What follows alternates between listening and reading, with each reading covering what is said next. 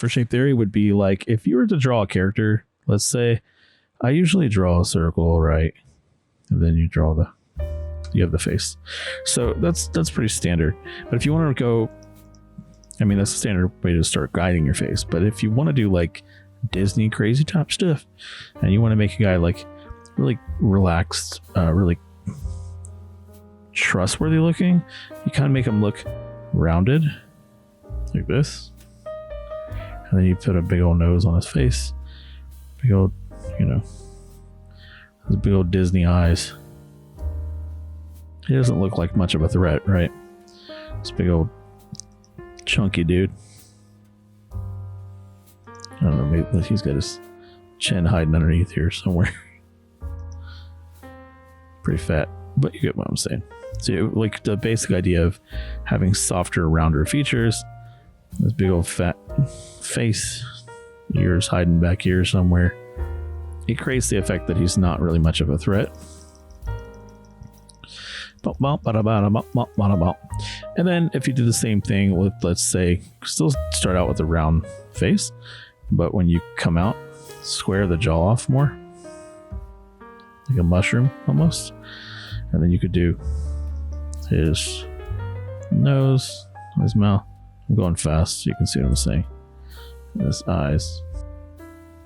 And using this is still see how it does. Kind of mixes you up a little bit. You're like, I don't know if I should trust him or if he's gonna put me through the wall. He looks kind of foreboding because he's got that big square jaw. If you want to get really extreme about it, you could just leave his whole entire face square and do this. I've drawn this a few times before. So let's see, you get this big old, I'm just being really lazy about the way I'm drawing this, but I'm just trying to show you the idea. It looks horrifying with his eyeballs like that. I spent a lot of time doing these during COVID. I wanted to learn how to do characters a little bit faster. You can make him like really boxy looking, and it kind of changes up his effect of how he feels. But what Disney will do oftentimes is they'll have like what's his name? Jafar, right? Yeah, Jafar. Yeah. So his face is almost like his whole body basically is like this really cunning looking shape. And he looks like you gotta be careful with trusting him. They have that banana-like face like this. He's, of course, he looks all... I need a reference. There he is. Yeah. That's what I'm trying to say. So basically, let me say it this way. I didn't say this. If you use... If you use triangles, more or less, or like long cylindrical shapes like this, almost cylindrical. This is kind of how Jafar looks. He looks kind of like this long pointy nose, this real evil eyes, Yeah, he looks like he's got that big pointy. I just looked at him, so everything about him is very sharp and pointy, and you feel like you can't trust him. So if you want, triangles tend to be like no bad. If you use a triangle shape for his face as the basis, let's say you bring it all the way down. For whatever reason, our brains are like, no, he must be smart, or maybe I can't trust him. He looks like he's up to no good. So you put him in but then the softness of his body down here, you're like, oh, maybe he's just smart and kind of chill. You can use really basic shapes like that to communicate all kinds of stuff. So pizza guy, yeah, that's what Jafar looks like. He looks like a mean guy. Also, the eyebrows make a huge difference. Okay, so if you do circles or a triangle, see, like you can round that off, and it doesn't have to be his face looks that way. It could be just his hair, maybe like what's her name, Maleficent. She got those creepy horns coming off the top of her head. That's because it follows that shape theory. It's like it suggests that she's evil because she's got like this really sharp, even if it's rounded, you can still see that triangle. And even if you paint her all nice and pretty, or try to make her look happy, or whatever you're trying to do. See, I don't think you can trust this chick. Look at her. Almost like a jester kind of thing, and jesters are evil, so. You have the diamond shapes. I keep wanting to do that. I need to just keep drawing on the background. I'm not used to this. The idea, and I'm probably not illustrating this well, is like if you were to do like a boxy dude, and I made a guy like this a long time ago. He's boxy here. There we go. And he looks kind of like this. He's looking off, sort of this way.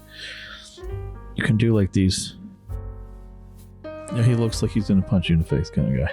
Keep everything about him kind of boxy. You can round off the corners and stuff, but it'll still make him look kind of mean, like he's got a flat top or something like that. Especially if you give him the brows. The brows do everything, make him real mean looking. And then his neck comes down from somewhere in here, right? So he's got this big old fat. So he looks like a bodybuilder this way. Almost like a cow face, But you wouldn't necessarily leave this line here. If you remove it, see how sharp and hard he looks. You can leave a little bit of it like this. And you don't have to go this hard. I'm just exaggerating it. None of this is like set in stone. And plus the angle that he's at, you probably won't see his other ear. So you can square him up a little bit. See, he looks like a guy you used to know. Yeah, he can beat you up. And then the Jafar one we did, and then traditionally like circular. It's kind of what makes the Ninja Turtles look friendly, is even though they're like, let me draw a Ninja Turtle better than that. Okay, that's a perfect example, I think. Okay, the old school, like even there and Eastman's Ninja Turtles, you do this. I'm just doing it my way. Man, I swear if I don't draw one, right, here, let's say, and then a bigger one, and then you can kind of just connect these two together, and then using more or less this here for his snout, right? And then they're turtles, so they'll have all the Eastman's and Laird's. They have, I'm not referencing anything. I'm just winging this. What's making them look foreboding is their mouth, right? And they look all hard because of their eyes. But they also have soft features because they're turtles, So if you have, just like I said, I'm just winging this, making it real lazy. So they kind of, because of the roundness of their face, they almost look trustworthy. But at the same time, they're ripped mutant turtles, So, and they've got that big old boxy shell. It shows that they're also kind of like they're tough, And then they have humanoid deltoids and stuff come off the side of their arms there. It's lazy, but you get what I'm saying.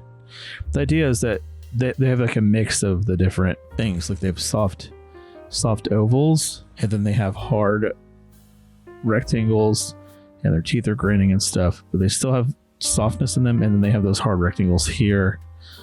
And then of course their hands, the way that Eastman would draw them, is sort of really boxy as well, so, and really gritty looking. So the idea, like this, is how you would draw their hand, right? The idea is that they're kind of like a mix between squares and circles.